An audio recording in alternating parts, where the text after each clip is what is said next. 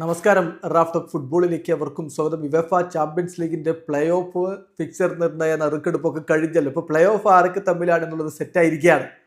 അങ്ങനെ അവർ മുന്നോട്ട് കയറിയാൽ ആരെയാണ് റൗണ്ട് ഓഫ് 16 ലഭിക്കുക? മുന്നോട്ടുള്ള പ്രയാണം എങ്ങനെയായിരിക്കും? നമ്മളൊന്ന് പരിശോധിക്കുകയാണ്. വമ്പൻ പോരാട്ടങ്ങളാണ് വരാൻ പോകുന്നത് എന്നർത്ഥം. ബ്രസ്റ്റും PSG തമ്മിലാണ് ഒരു നോക്കൌട്ട് പ്ലേ ഓഫ് മത്സരം. അതിൽ വിജയിച്ചു കഴിഞ്ഞാൽ റൗണ്ട് ഓഫ് 16 അവരെ കാത്തിരിക്കുന്നത് ഒന്നുകിൽ ലിവർപൂൾ അല്ലെങ്കിൽ FC ബാഴ്സലോണ എന്നുള്ളതാണ്. എന്ന് പറഞ്ഞാൽ ഒന്നുകിൽ ലിവർപൂൾ അല്ലെങ്കിൽ FC ബാഴ്സലോണ. അത് ഏത് ടീമിനോടാവും എന്നുള്ളത് നറുക്കെടുപ്പിലൂടെ ആയിരിക്കും തീരുമാനമാവുക. അതുപോലെ തന്നെ ക്ലബ് ബ്രൂഗെ വേഴ്സസ് അറ്റ്ലാന്റ പോരാട്ടമാണ് മറ്റൊരു പ്ലേ ഓഫ് പോരാട്ടം. അതിൽ വിജയിക്കുന്നവരെ കാത്തിരിക്കുന്നത് ഒന്നുകിൽ ലില്ലി OSC അല്ലെങ്കിൽ ആസ്റ്റൺ വില.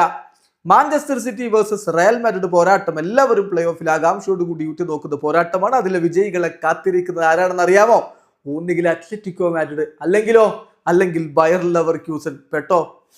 പെട്ട് ഇതാണ് അവസ്ഥ അവിടെ ഉള്ളത് എന്നർത്ഥം.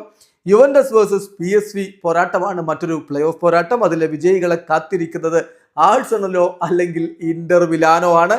തകർപ്പൻ പോരാട്ടത്തിന് അവിടെയും വഴിയൊരുങ്ങുന്നു എന്നർത്ഥം. ഇനി മൊണാക്കോ വേഴ്സസ് ബെൻഫീക്ക, അതിലെ വിജയികളെ കാത്തിരിക്കുന്നത് ഒന്നുകിൽ ബാഴ്സലോണ അല്ലെങ്കിൽ ലിവർപൂൾ. അതിന്റെ കാര്യം നിങ്ങൾക്ക് അറിയാമല്ലോ. അപ്പൊ ബ്രസ്റ്റ് വേഴ്സസ് PSG, അതിലെ വിജയികൾ ഇപ്പോൾ ലിവർപൂളിനെതിരാണ് കളിക്കുന്നതെങ്കിൽ ബാഴ്സയുടെ എതിരാളികൾ ആരാണെന്ന് എങ്ങനെ തീരുമാനിക്കും?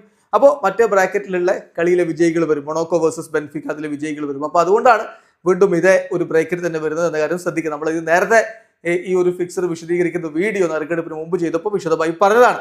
അപ്പോൾ അതറിയാവുന്നവർക്ക് കൺഫ്യൂഷൻ ഉണ്ടാവില്ല. പിന്നെ സ്പോർട്ടിംഗ് വേഴ്സസ് ഡോട്ട്മുണ്ട് മറ്റൊരു പ്ലേ ഓഫ് പോരാട്ടമാണ്. അതിലെ വിജയികളെ കാത്തിരിക്കുന്നത് ആസ്റ്റൺ വില്ല അല്ലെങ്കിൽ ലില്ലി OSC ആയിരിക്കും.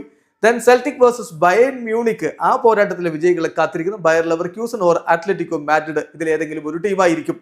ദെൻ ഫെനോർഡ് വേഴ്സസ് AC മിലാൻ, അതിലെ വിജയികളെ കാത്തിരിക്കുന്നത് ഇന്റർ മിലാൻ ഓർ ആഴ്സണൽ. അങ്ങനെ കിടിലൻ മത്സരങ്ങൾ വരുന്നു. മുന്നോട്ട് കയറിയാലോ അത്ര എളുപ്പമല്ല എന്നർത്ഥം. കാരണം യുവേഫ ചാമ്പ്യൻസ് ലീഗിന്റെ ലീഗ് ഘട്ടത്തിൽ ടോപ്പ് 8 വന്നവർ അവിടെ കാത്തിരിപ്പാണ്.